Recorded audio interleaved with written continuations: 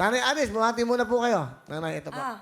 Sa mga kaibigan ko sa Smoky Mountain, Tondo, Manila, binabati ko kayo ng isang magandang hapon sa inyong lahat.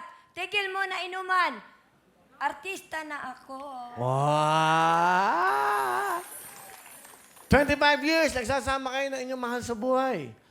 Saan kayo nagkakilala? Sa isang foundation. Isang ano po yung patahian ng mga basahan.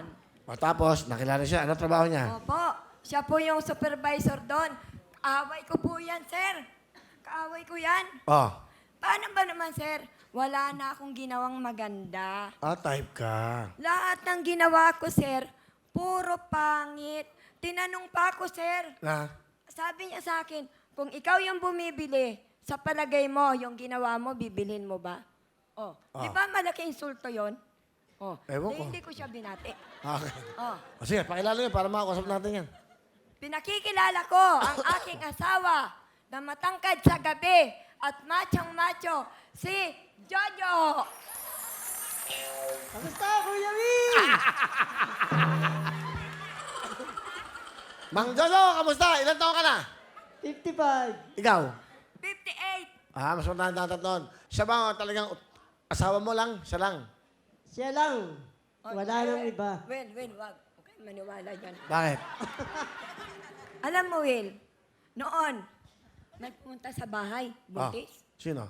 Buntis. May nagpunta sa bahay niyo? Oo. Ah. Alam mo, sabi sa akin ng babae, kailangan daw, buntis daw siya sa asawa ko. Tapos, humingi siya ng suporta.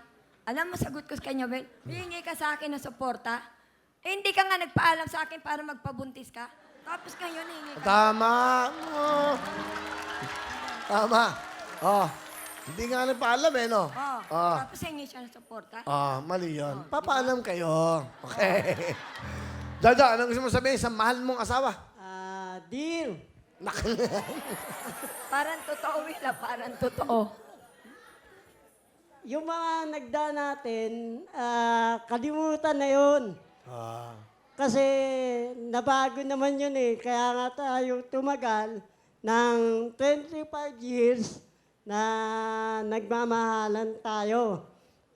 Kaya yung mga bad na nagdaan, kalimutan na lang. Mahal na mahal kita, dear. Aling Alice, alam mo sabihin po sa asawa niyo?